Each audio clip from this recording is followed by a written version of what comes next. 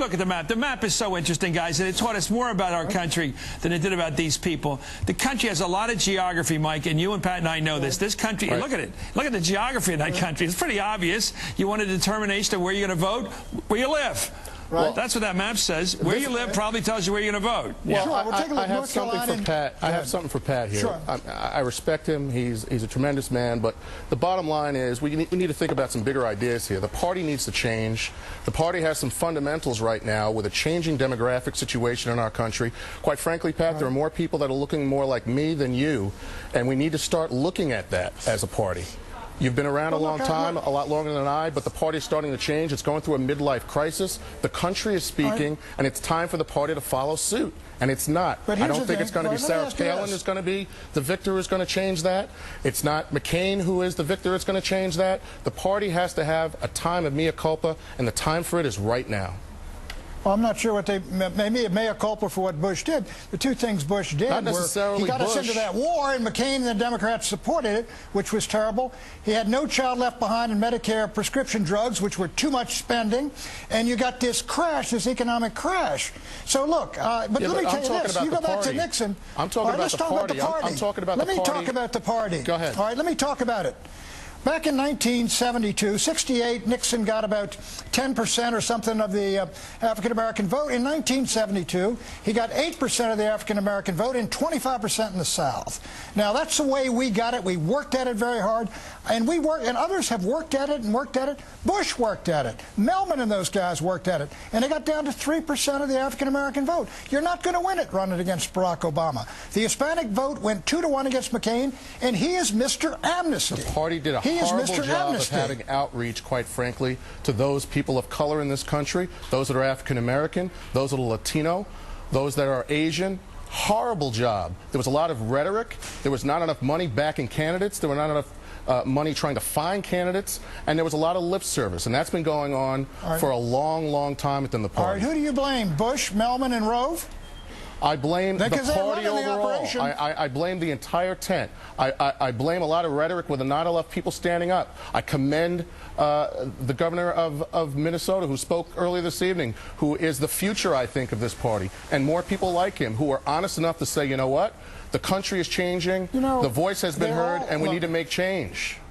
Well, look, excuse me, but this is a bunch of cliches. There's no doubt the Hispanic vote is growing in New Mexico, Nevada, Colorado, and the Republicans could be out of there forever. The immigrants coming in, let's face it, they look to government because 90% are poor, they don't have education, they're looking for jobs and schools and rent supplements and things like that. They're people who believe in government.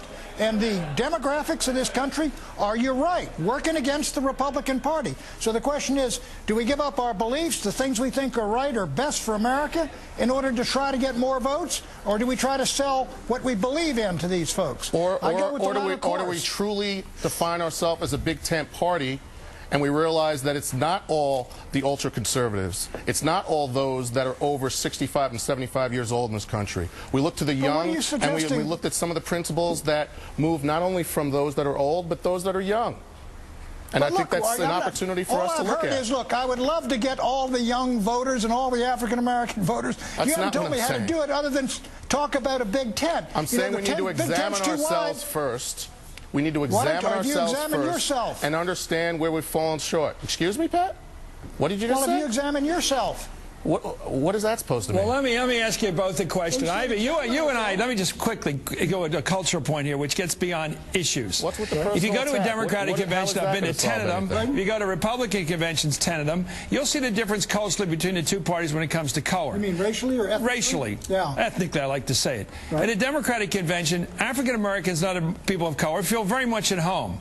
They're in groups of people. They are celebratory. They're happy to be there because it's their home. You go to a Republican convention, there's 1 or 2 blacks there who feel like they're guests.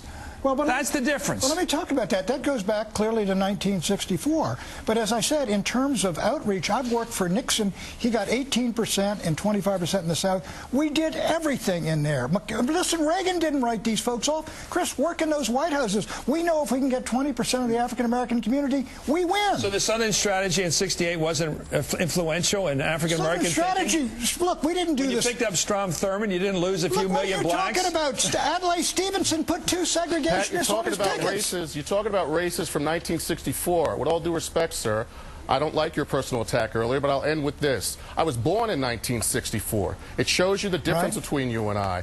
Things have changed. We need to change. The party needs to change. And if we're going to be a Big Ten party, we need to hear all voices. We don't need to have personal attacks. I'm not here to talk as an African American. I'm here to talk as an American. Well, look, why don't you get a candidate, go out to Iowa, back him up, and see if he does well. But we nominated the most liberal candidate in the field. That's John McCain. We didn't nominate Tom Tancredo. And so, look, and you got your guy, and it didn't work out. Last word, Mike. Go ahead, Mike, last word. Pat, I respect you as a human being. I am saddened that you had a personal attack on someone, ironically, that's within the same party. Personal attack? Mike, I don't know what was the personal attack? What was the personal attack? I'm sorry, I want to give you a shot here. You have to look back at the transcript then to say I need to move to Canada. I mean, come on, we're talking about issues here. I didn't say moved. He didn't say it. I didn't say moved to Canada. What are you talking about? Pat, that's exactly what you just said a couple of minutes ago. What? I'm not hearing what you said? Chris and I are sitting across from each other. I'm not the instant replay. I will look at the, tape, but I didn't say anybody should move to Canada. Gentlemen, thank you both for coming. Mike, thank you, Pat.